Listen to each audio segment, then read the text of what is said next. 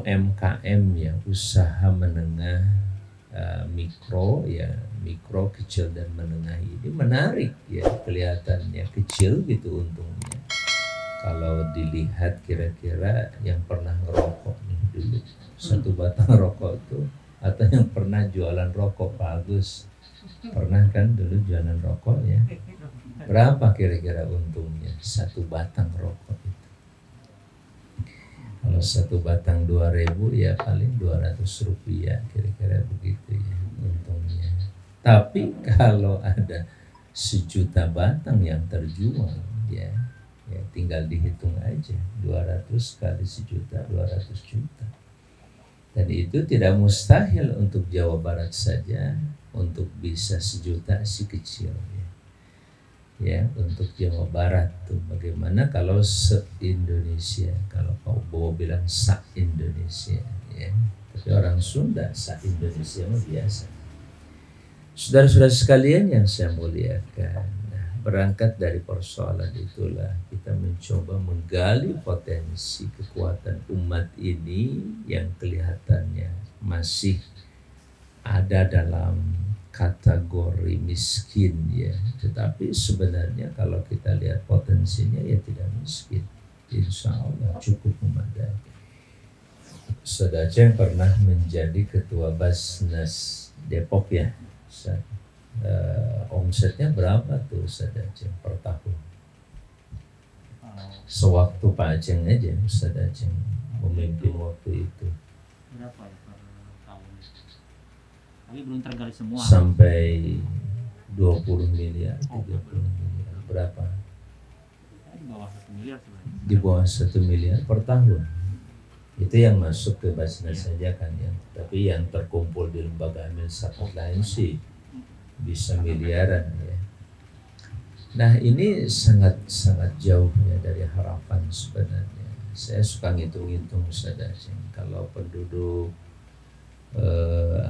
Cipayung berapa kan kecamatan Tikang Haji?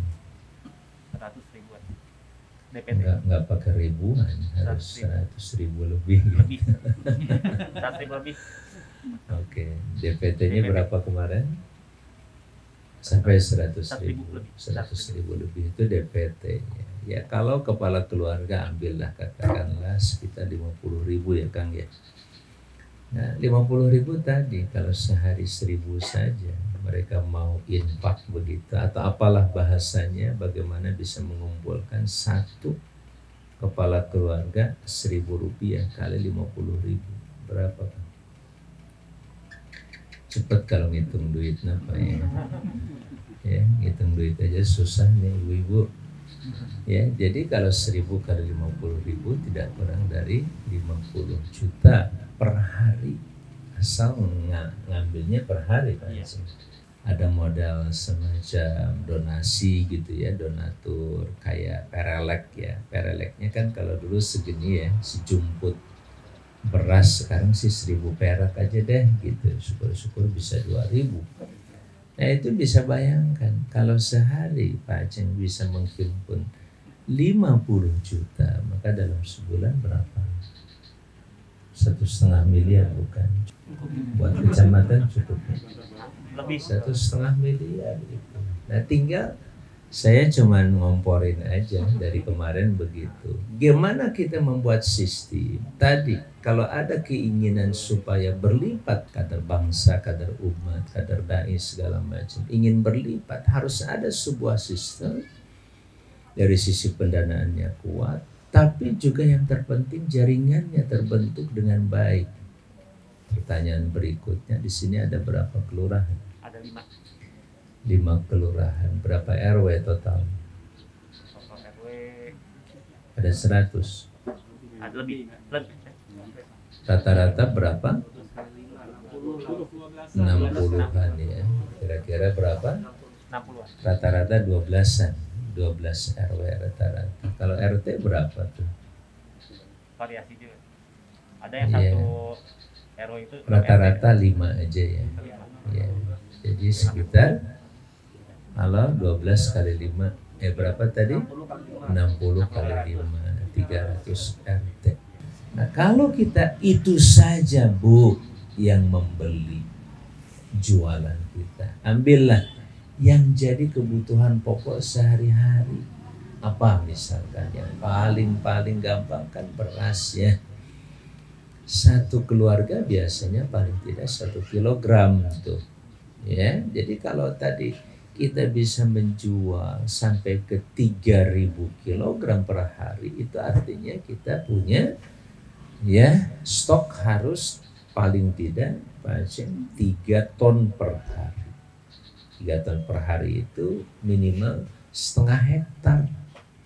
Minimal setengah hektar itu 3 ton per hari itu.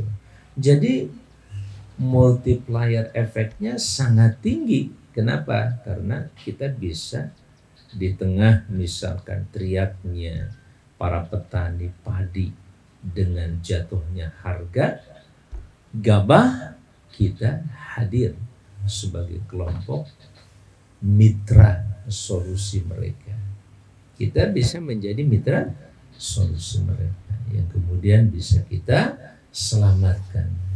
Kalau istilah IGC, Indonesia Global Charity, itu ada gencar berani, gerakan charity beli beras petani gitu.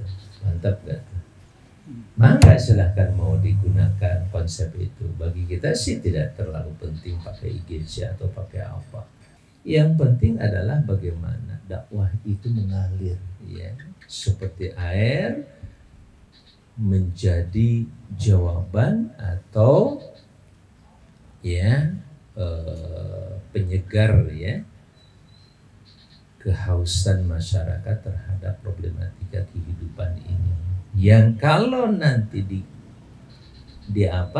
disimpulkan atau dirumuskan, mungkin kalau berdasarkan riset penelitian kita, apalagi sampai ke tingkat internasional begitu, menyepakati problematika apa saja sih yang dihadapi oleh manusia di dunia ini, nampaknya terlalu melelahkan. Akses ke dunia internasional juga masih susah kita. Ada sih internet, ya, tapi kan tidak bisa langsung komunikasi. Nah,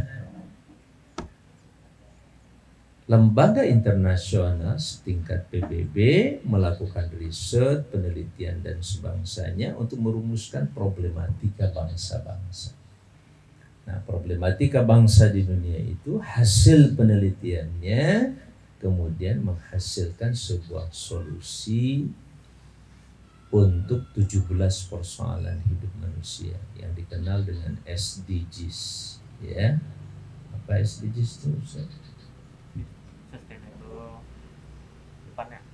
Development Goals ya. Jadi target-target pembangunan yang berkesinambungan atau berkelanjutan. Pengganti MDGs, kalau dulu dengan MDGs ternyata terlalu kaku, terbatas oleh waktu, maka disalinlah diganti dengan SDGs supaya sustainable terus menerus. Nah, saudara-saudara sekalian, Ustaz Aceh izinkan saya masuk ke misalkan problematika seperti ini pula sebenarnya yang menjadi concern dan perhatian Islam itu sendiri. Jadi kalau bisa kita menganalisa wa ma arsalnaka illa rahmatan lil alamin. Bentuk rahmat itu diantaranya adalah kasih sayang dalam menyelesaikan 17 persoalan bangsa-bangsa. Tidak terkecuali di desa, sama masalahnya. Coba cek, masalah kelaparan hanya berlaku di Indonesia atau di Afrika? Tidak. Di seluruh dunia persoalan itu sama. Yang kedua, masalah kemiskinan. Sama tidak di kita dengan manusia-manusia yang lain? Atau di zaman Nabi Muhammad dengan di zaman kita hari ini, apakah persoalan kemiskinan berbeda? Sama. Makanya solusinya kalau buat kita umat Islam ini sangat-sangat sudah jelas. Sebab datang dari Allah yang maha khabirun, saksi sebagai yang maha memantau dan melihat mengetahui seluruh perkembangan manusia, bahkan dari mulai proses diciptakan manusia pertama, terjadi problematika dan masalah konflik dengan iblis sampai detik ini. Dialah satu-satunya yang maha hidup dan menjadi saksi, syahidun wa wakilun. Dia adalah saksi dan sekaligus wakil terhadap persoalan yang ada ini. Nah, disinilah syukur kita pada Allah. Ya, syukur kita kepada Allah Subhanahu wa Ta'ala. Ya. Jadi ketika persoalan manusia dalam perspektif kemanusiaan, pendekatan filsafat, ilmu pengetahuan masih meraba-raba dan mencari-cari bentuk seperti apa. Alhamdulillah wa syukurulillah, kita dengan izin Allah berhasil, ya, dan bersyukur sekaligus karena kita mendapatkan bimbingan dan pedoman dari Allah yang maha menciptakan manusia, yang tahu persis tentang manusia, terutama melalui kitabullah dan sunnah Rasulullah. Jadi saudara-saudara sekalian, ketika bicara tentang amal kita, pergerakan dalam konteks apapun, sama mengacunya ke sana begitu. Nah, sekarang ada bahasa yang bisa menyatukan umat manusia ini di seluruh dunia tuh, Pak Aceh, yaitu bahasa SDGs tadi. Jadi sama-sama kita sedang menyelesaikan problematika kemanusiaan. Dan kita juga bersyukur kepada Allah karena kita memiliki konsep hidup berbangsa bernegara yang terinspirasi tentu saja dari kitabullah dan sunnah Rasulullah SAW yang tertuang dalam yang biasa disosialisasikan oleh MPR itu paling tidak 4 hal itu. Yang pertama Pancasila, yang kedua Undang-Undang Dasar 1945, kemudian Negara Kesatuan Republik Indonesia yang sangat-sangat menginginkan terjadinya kesatuan dan kita menjadi model kesatuan dan persatuan bangsa-bangsa di dunia, dan yang terakhir juga Bhinneka Tunggal Ika. Itu dalam konteks 4 pilar. Tetapi yang paling mendasar tentu 2 hal. Yang pertama adalah Pancasila, karena yang 2 lagi tentu merupakan bagian yang sangat penting dari 2. Yang pertama yaitu Pancasila dan Undang-Undang Dasar. NKRI itu amanat Undang-Undang Dasar sekaligus amanat dari Pancasila. Ya, dalam Pancasila ada yang namanya Persatuan Indonesia. Wujud Persatuan Indonesia itu dibentuk dalam konteks ketatanegaraan kita. Bentuk negara kita adalah negara kesatuan Republik Indonesia, bukan negara serikat atau negara antah barantah yang gak jelas. Dengan ketuhanan yang Maha Esa sangat jelas. Negara kita ini negara teistik. Pakar-pakar Pancasila dan lain-lainnya sering mengingatkan kita bahwa Pancasila itu memberikan 5 isme, 5 pemahaman. Itu penting, 5 dasar pemahaman tentang bernegara. Yang pertama ada pemahaman dan hal terkait dengan ketuhanan. Enggak sah menjadi warga negara Indonesia yang tidak memiliki pemahaman berketuhanan yang Maha Esa. Sama dengan warga negara Indonesia dinyatakan tidak sah kalau tidak berperi kemanusiaan, tidak menjunjung tinggi persatuan Indonesia, inginnya pecah belah terus begitu, dan menjunjung tinggi musyawarah dengan mufakat, ya, atau untuk mufakat, sampai yang terakhir adalah berkeadilan. Nah, saudara-saudara sekalian, kira-kira gitu kan ngaji belakangan itu, yang ngajinya begini sekarang kita. Ya, jadi ngaji kita ini sekarang ngaji konstitusi. Karena memang ini juga perintah dari Allah. Wal takum minkum ummatun Nah, kita sekarang jadi umat mana? Saat kita di Indonesia, kita menjadi umat Indonesia. Ketika kita menjadi bagian masyarakat Jepang, kita juga jadi umat Jepang, kan begitu. Masing-masing negara punya konstitusi, dan kita punya konstitusi kemanusiaan, yaitu Al-Quran Dusturul Hayah, dimanapun berlaku. Dalam konteks ketatanegaraan yang sifatnya ikatan kenegaraan di Indonesia, maka kita terikat dengan Undang-Undang Dasar 1945. Kalau Bapak pindah misalkan migrasi, ya, jadi warga negara Amerika, maka sekalipun orang Indonesia dan keturunan Indonesia, maka harus mengikuti konstitusi Amerika. Yang baru saja ada info menarik ya dari Amerika, itu bulan April dinobatkan sebagai bulan Arab Amerika. Itu pengakuan konstitusi, dinyatakan bulan Arab Amerika. Kenapa?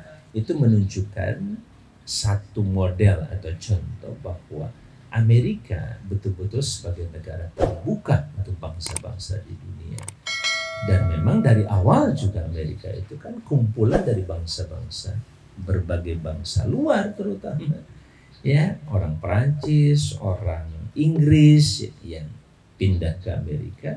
Itulah yang membangun Amerika, di samping bangsa atau suku Indian yang ada di sana yang termarginalkan. Nah, kita jangan sampai seperti itu. Saudara-saudara sekalian, gitu ya Pak Aceh.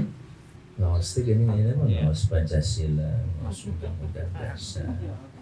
Ya, supaya memang alhamdulillah itu juga bagian dari perintah Allah supaya kita menyatu dengan kondisi real dan nyata kita. Kita jadi rahmatan lil alamin. Ada alam Indonesia, ada alam Amerika, ada alam Jepang, ada alam Eropa. Dimanapun dengan Islam ini dan dengan kitabullah, kita tetap menjadi rahmatan lil alamin. Kita tidak bisa dan tidak boleh melihat, oh ini satu keturunannya orang Indonesia, ya, yang ini orang Arab.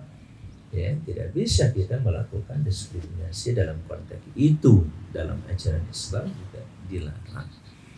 Hadirin sekalian yang saya muliakan, dari persoalan kecil bagaimana kita membangun bangsa tadi, dan ternyata nggak sederhana dan tidak juga terlalu sulit.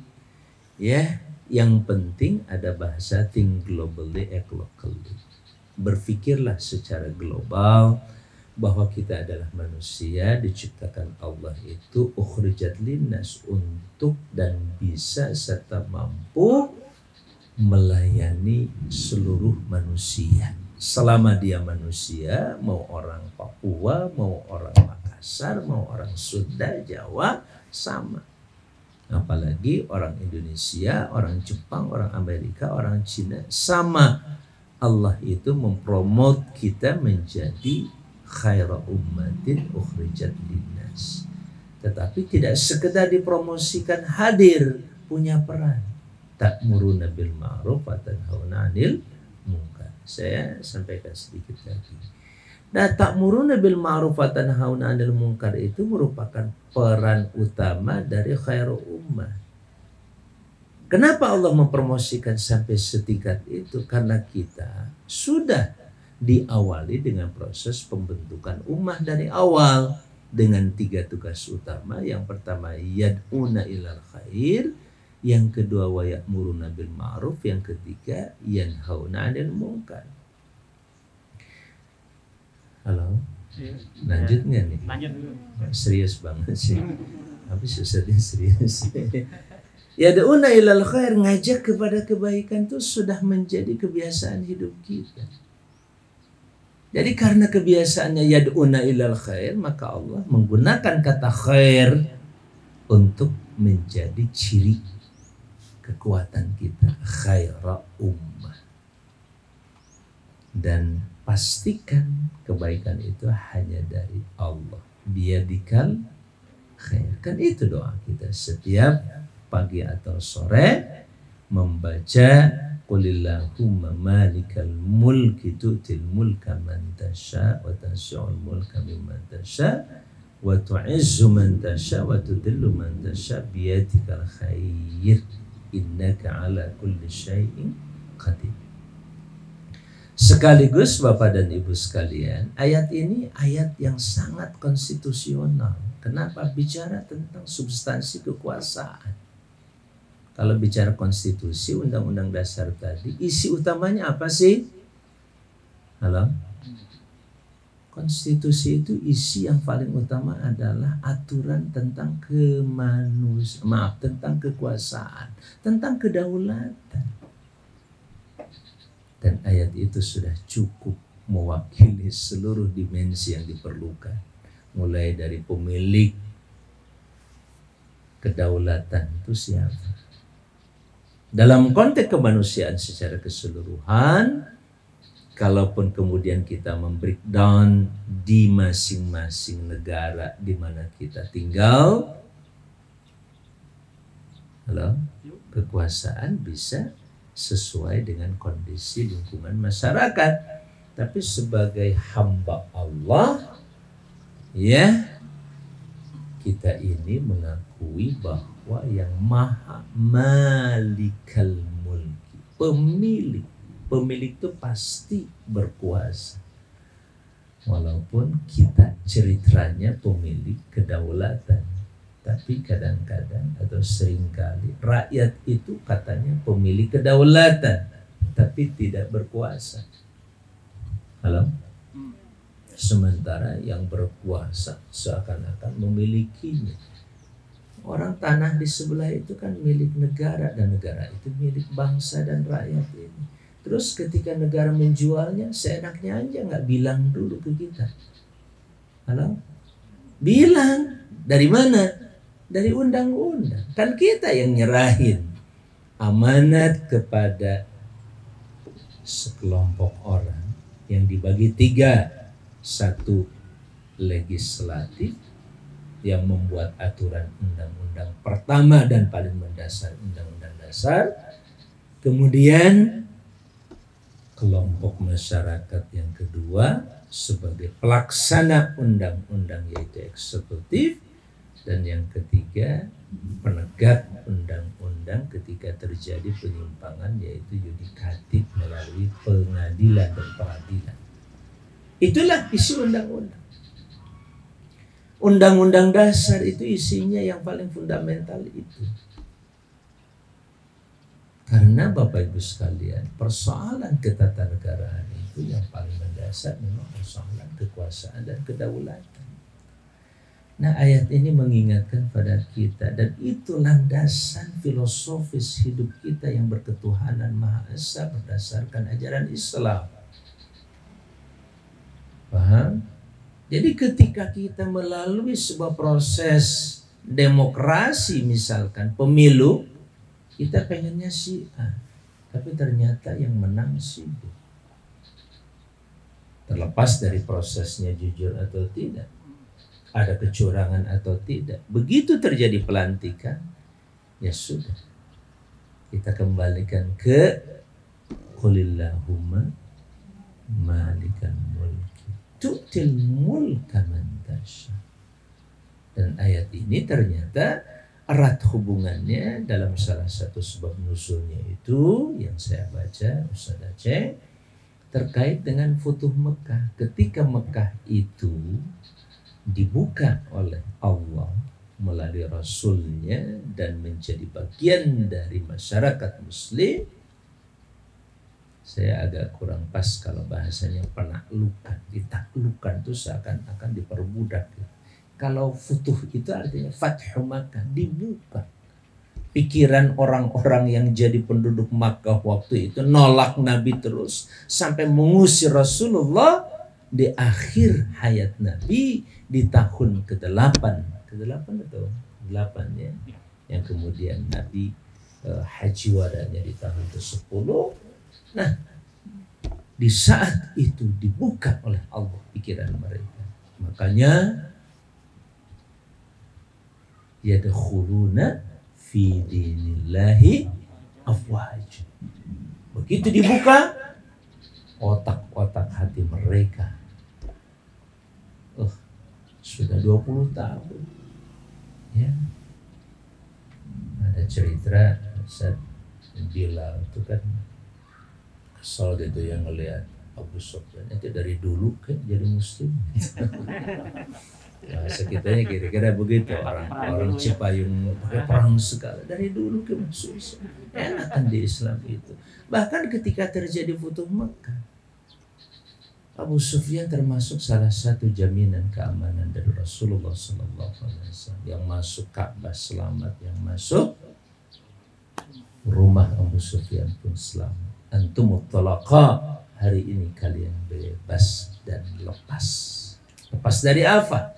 Dari cengkraman, genggaman, perbudakan selama ini, dari tuan-tuan kalian selama ini.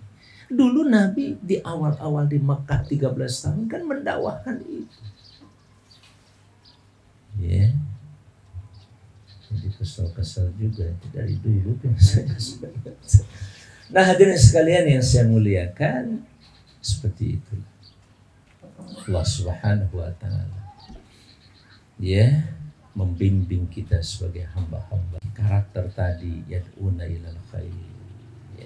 Jadi kalau kembali ke qulillahumma malikal mulk, otomatis di situ, di sinilah kalau kita paham dalam konteks ketatanegaraan berdasarkan ajaran Islam, dasarnya ketuhanan yang Maha Esa tadi, maka kita ya sudah, kita terima aja, legowo aja begitu. Walaupun berat-berat juga gitu ya. Kalau orang Garut bilang asa teu harti gitu. Tahu nggak maksudnya? Nggak paham saya, kok bisa ya negara ini seperti ini gitu. Ya sudah ya, tapi dengan bahasa iman ya kita tetap. Jadi waktu Futuh Makkah Nabi mengatakan sampai saat itu, dan juga akan terbuka Romawi dan Persia ya, sampai diungkapkan begitu kan sudah nih, dan insya Allah di tangan kalian juga akan terbuka Romawi dan Persia, walaupun jarak waktunya ya, kalau Persia lebih dulu, Konstantinopel itu baru pada tahun berapa, 1325-an ya, di masa Muhammad yang digelari Al-Fatih ya, perjalanan yang cukup panjang ya, perjalanan yang cukup panjang, tidak ada masalah.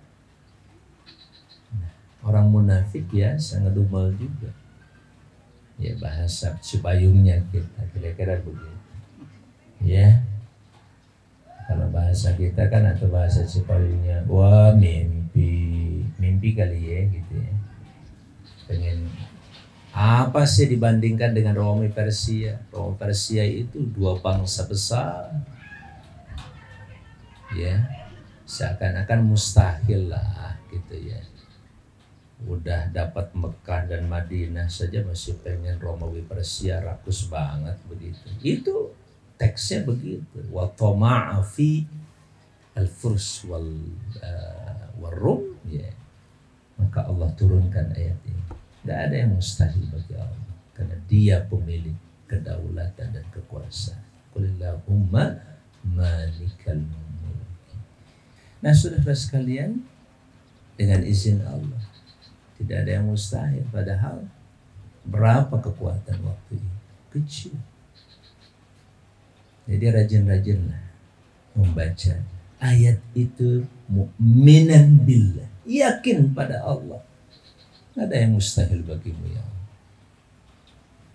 Ya, jadi sambil menyampaikan 2 kali lipat itu, baca ayat itu. Ya, kalau nggak dibaca ayat itu, pada merengut begini. 2 kali lipat. 1,5 aja susah banget, bagaimana 2 kali lipat. Baca ayat itu, qulillahumma malikal mulki tu'til mulka man tasha, dan seterusnya sampai kita wafat, wiridnya sampai di situ. Baik Bapak Ibu sekalian yang saya muliakan. Nah, wal takum minkum ummah itu ternyata tidak berhenti sampai yad'una ilal khair, harus ditransformasi dan dikembangkan dalam bentuk ya'muruna bil ma'ruf wa yanhauna 'anil munkar. Dan itulah landasan kita bisa memerintah. Nah, tafsir dalam konteks kehidupan berbangsa bernegara, konteks ini tafsir ya'muruna bil ma'ruf wa yanhauna 'anil munkar itu adalah perundang-undangan. Karena isi undang-undang itu tidak lepas dari dua hal. Yang satu perintah, yang satu larangan. Cuman itu diperlukan orang yang patuh terhadap perintah maupun terhadap menjauhi larangan. Siapa? Muttaqin, orang bertakwa.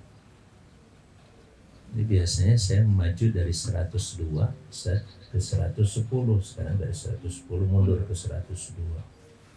Biar yang bingung-bingung tuh pemirsa. Ya.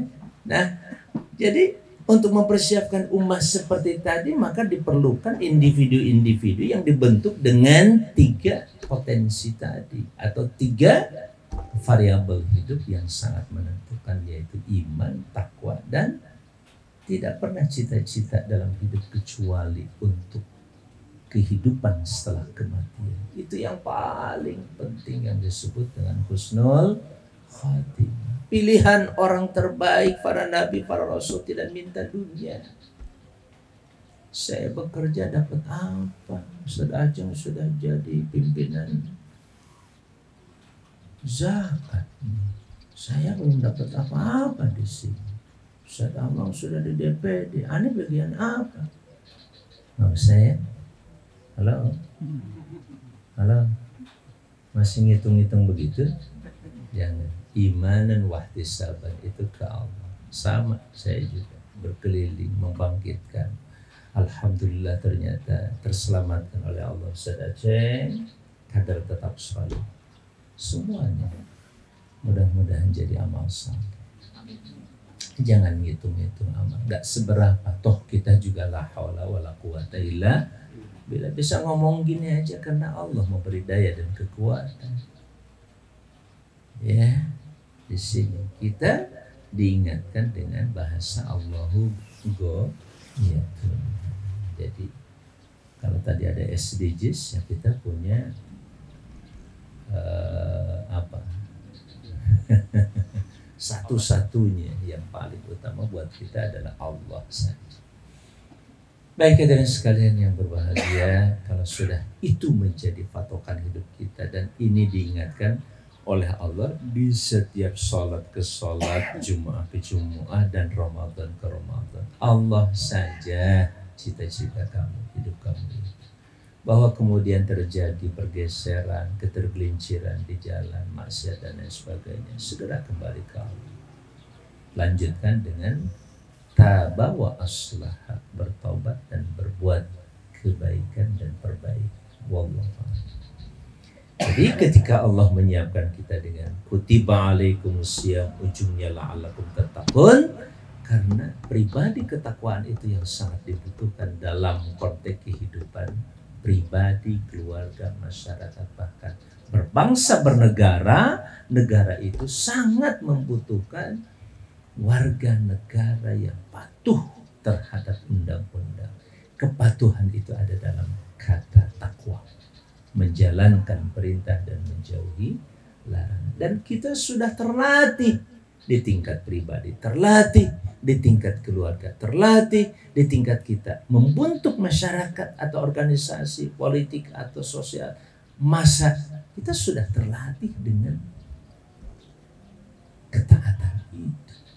Saat kita membangun negara, Allah percaya kita mampu melakukan itu. Wallahu a'lam. Hadanallahu wa iyyakum ajma'in. Mohon maaf yang sebesar-besarnya yang tadi kaitan dengan bagaimana bisa membentuk satu RT, satu komunitas, maka silahkan didiskusikan. Dan saya insya Allah siap mendampingi kapan-kapan kalau ada waktu. Ada sewaktu, cuman pas enggak gitu. Saya ada di sini kagak ada. Kan itu aja masalahnya. Di sini ada, sayanya kagak ada. Waktunya ada sebenarnya, cuma kagak pas aja, nggak klop ya, kagak sinkron. Sekali lagi jazakumullah, hadanallahu alaikum ajmain. 4 menit lagi ya Pak Haji. Ya terasa atau tidak terasa? Terasa ya. Orang terasa pegel kok dari tadi. Baik, wassalamualaikum warahmatullahi wabarakatuh. Jangan lupa like, share, subscribe. Channel inspirasi dari Kang Haji Amang Safrudin ya. Jangan lupa subscribe.